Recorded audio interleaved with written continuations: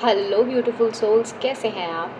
Welcome और welcome back to my channel Shiv Shakti tarot. आपका बहुत बहुत स्वागत है मेरे चैनल शिव शक्ति टैरो में।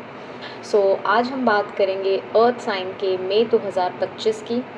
देखते हैं मई 2025 में आपका करियर, आपकी लव लाइफ और आपकी स्पिरिचुअल लाइफ कैसी होने वाली है, क्या प्रेडिक्शंस निकल कर आती हैं। बिना कोई टाइम वेस्ट किए डायरेक्ट आपकी रीडिंग पर जाते हैं। अर्थ साइंस, टॉरस, वर्गो और कैप्रिकॉर्न, आपके लिए आप किस एनर्जी में होने वाले हो करियर वाइज। सबसे पहले मैं करियर की बात करती हूँ। करियर वाइज आप मई 2025 में ना आपके पास बहुत सारी अपॉर्चुनिटीज़ आने वाली है। ठीक है, अगर आप जॉब का सोच रहे हो तो जॉब के रिगार्डिंग बहुत सारी अपॉर्चुनिटीज़ खुलने वाली हैं। बिज़नेस का सोच रहे हो तो बिज़नेस के वालों लोगों के लिए तो बहुत ज़्यादा अपॉर्चुनिटीज़ आने वाली हैं। बहुत ज़्यादा पार्टनरशिप की एनर्जी मुझे दिख रही है कि जहाँ वो कुछ स्टार्ट करने का सोच रहे थे तो उन्हीं की जो फैमिली के लोग हैं वो उनके साथ पार्टनरशिप करना चाहेंगे। जैसे जो हमारी एक्सटेंडेड फैमिली होती है उसमें से कोई आके आपको सपोर्ट मिलेगा, आपको पार्टनरशिप मिलेगी। ठीक है, जहाँ आप कुछ बहुत बड़ा बिल्ड करने के टूवर्ड्स अपना स्टेप लेना शुरू करोगे। ठीक है, तो जो भी आप ये बिल्ड करने का सोच रहे हो उसके टूवर्ड्स आपको पार्टनर्स मिलना शुरू हो जाएंगे। ठीक है, बहुत सारी अपॉर्चुनिटीज़ की एनर्जी मुझे आपके लिए दिख रही है। हर तरह की अपॉर्चुनिटीज़ आपको मिलना स्टार्ट हो जाएगी मई 2025 में। ठीक है, जो मैं कह रही हूँ कि आ क्या रहा है मई 2025 में, तो वही कि आपकी फैमिली में से ही कोई पार्टनरशिप आपकी तरफ आती हुई मुझे नज़र आ रही है, जहाँ कि आप मिलकर कुछ बिल्ड करो। प्रॉब्लम इस चीज़ में क्या हो सकती है कि आप देखो, 2-3 सिचुएशन मुझे दिख रही है, बिकॉज़ ये जनरल रीडिंग है। सबसे पहला तो हो सकता है कि आप बहुत ज़्यादा ना रिजल्ट्स के बारे में सोचने लग जाओ और एक बहुत ज़्यादा अननेसेसरी ओवरथिंक करने लग जाओ चीज़ों को लेके। पता नहीं रिजल्ट्स मिलेंगे या नहीं मिलेंगे, क्या होगा।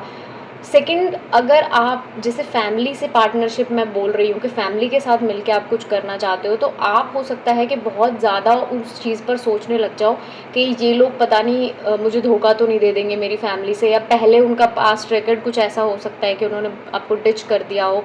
तो इन चीज़ों पे या फिर बिज़नेस की वजह से हमारी जो फैमिली डायनामिक्स है वो ख़राब ना हो जाए, तो आप बहुत ज़्यादा मुझे सोचते हुए नज़र आ रहे हो और ये चीज़ एज अ प्रॉब्लम आपके करियर में दिख रही है कि आप बहुत ज़्यादा सोच रहे हो, रिजल्ट्स पर बहुत ज़्यादा ध्यान दे रहे हो, छोटी छोटी चीज़ों पर बहुत ज़्यादा ध्यान दे रहे हो और आगे मूव फॉरवर्ड नहीं कर रहे हो। मई में आपके लिए गाइडेंस है कि प्लीज़ आगे बढ़ो।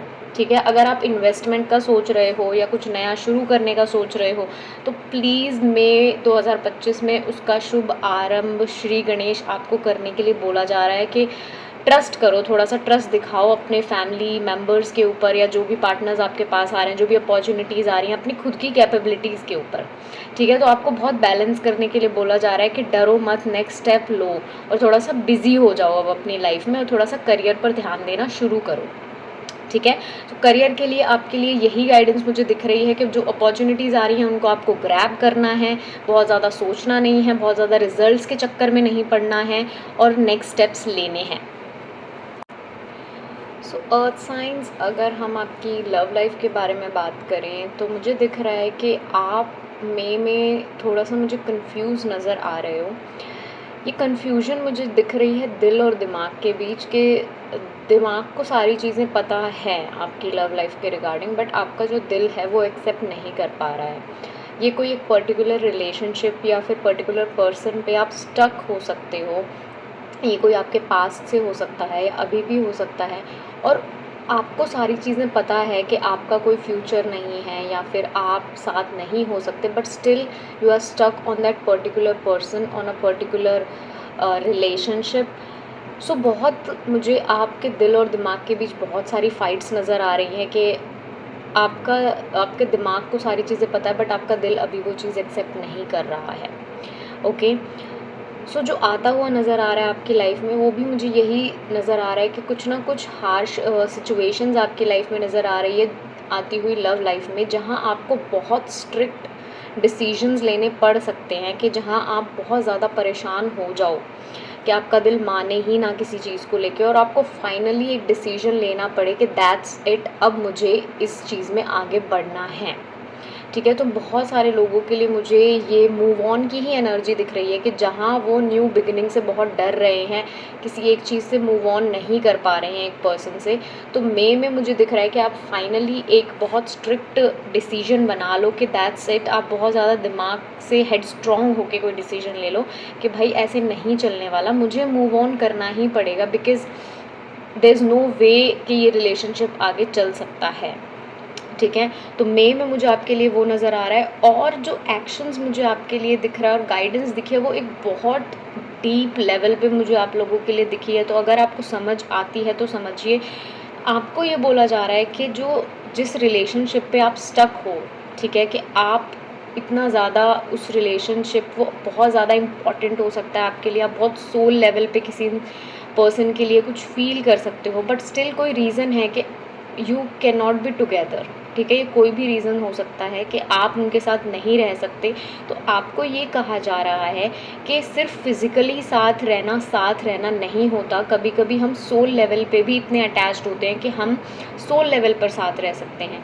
तो अगर आप इस लाइफ टाइम में साथ नहीं हो, फिज़िकली साथ नहीं हो, तो दैट डजेंट मीन कि कुछ भी ठीक नहीं होगा, सब कुछ बिखर गया है। ठीक है, तो उस चीज़ पर इतना ज़्यादा आपको निराश होने की या डिसअपॉइंट होने की ज़रूरत नहीं है। और जो आपकी एक्सपेक्टेशंस थी कि आपकी लव लाइफ से कि ऐसा होएगा, ये और मैं, जो मेरा पर्सन है, हम साथ में आ जाएंगे और लाइफ बहुत अच्छी हो जाएगी सब कुछ, और वो नहीं हो रहा है वैसे किसी पर्टिकुलर रीज़न की वजह से, तो आपको कहा जा रहा है कि move away from these expectations. कि ज़रूरी नहीं है कि आप एक लवर होकर ही या एक रिलेशनशिप में होकर ही किसी रिश्ते को आप अच्छे से रख सकते हो। एक रिश्ते के बहुत सारे रूप होते हैं। आप फ्रेंड्स रह सकते हो, या फिर आप कोई और रिलेशनशिप में रह सकते हो और तब इस रिश्ते को चला सकते हो। ठीक है, तो अगर आप किसी के लिए सोल लेवल पे बहुत ज़्यादा कुछ फील करते हो, बट देयर आर रीजंस कि आप साथ नहीं हो सकते, तो आप किसी और तरह से साथ रह सकते हैं। ठीक है, मतलब तो साथ रहने से और एक लाइफ शेयर करने से है।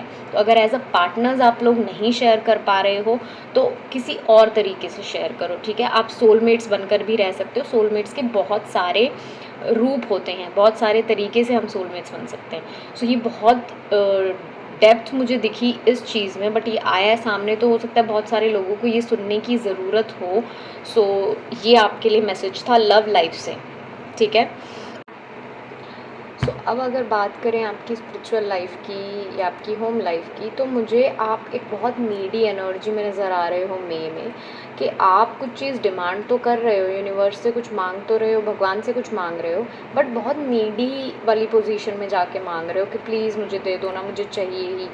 तो इस पोजीशन में जब आप जाके कोई चीज़ मांगते हो तो आपको कभी भी नहीं मिलती, बिकॉज़ यूनिवर्स आपकी एनर्जी से मैच करता है। तो जब आप ऐसे कुछ चीज़ बहुत ज़्यादा नीडी होकर मांगते हो, तो वो चीज़ आपको मिलना बहुत मुश्किल हो जाता है, वो चीज़ आपसे उतना ही दूर जाती रहती है। तो तब आप कुछ मांग रहे हो तो उस एनर्जी की वाइब्रेशन से मैच करने की कोशिश करो। ठीक है, ऐसे एक वीक पोजीशन में जाके वो चीज़ मत मांगो, पहले उस चीज़ के हकदार बनो। मुझे ऐसा दिख रहा है कि आप किसी चीज़ के हकदार नहीं हो, बट स्टिल आप वो पूरे हक से डिमांड करते हो वो चीज़। तो तब भी आप मई में कुछ मांगो भगवान से, तो पहले सोचना, क्या मैं उस लायक भी हूँ कि जो चीज़ें मैं मांगने की कोशिश कर रहा हूँ, क्या मैं उस लेवल पे पहुँच गया हूँ अभी कि मुझे वो चीज़ें मिलें। ठीक है, और मुझे मई में आपकी तरफ कोई बिट्रेयल भी आता हुआ नज़र आ रहा है। ये बिट्रेयल हो सकता है, या फिर ये आपको बिट्रेयल लग सकता है कि कोई ऐसा लविंग केयरिंग पर्सन जो आपकी बहुत केयर करता है, जिससे आप बहुत लव्ड फील करते हो। ये कोई फीमेल हो सकती हैं या फिर कोई मेल भी हो सकता है, जो कि बहुत फेमिनाइन एनर्जी में रहता है और आपकी बहुत केयर करता है, आपको बहुत पैम्पर करता है। उससे आपको थोड़ा बिट्रेयल फ़ील हो सकता है कि वो पर्सन, आपको लगता है कि जा रहा है आपसे दूर, और आपको किसी न किसी तरह आपको स्नीकी बिहेवियर देखने को मिल सकता है।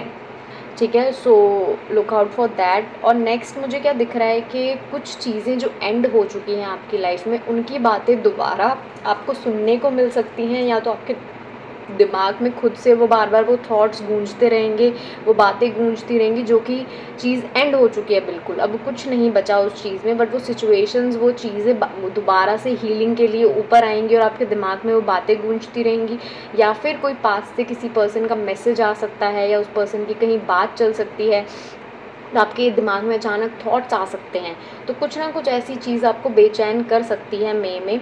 और आपके लिए एक्शंस लेने को क्या बोला जा रहा है कि आपको कहा जा रहा है कि आप अगर कोई ग्रंथ पढ़ने का सोच रहे हो या कोई भी चीज़ इस जर्नी पे आगे बढ़ने के लिए आप ट्रेडिशनली कोई चीज़ करने की सोच रहे हो, ठीक है? ये कोई अनुष्ठान हो सकता है, कोई संकल्प हो सकता है कि जहाँ आप कोई संकल्प उठा लो कि मैं इतने पाठ करूँगा या मैं ये वाला ग्रंथ करूँगा, ठीक है? या मैं हनुमान चालीसा करूँगा दिन में। तो ऐसा कुछ भी ट्रेडिशनल जो भी आपके रिलीजन में है, आप कुछ ट्रेडिशनल करने का सोच रहे हो, तो आपके लिए बहुत बड़ी हाँ है कि आप बिल्कुल उस टूवर्ड्स जाओ।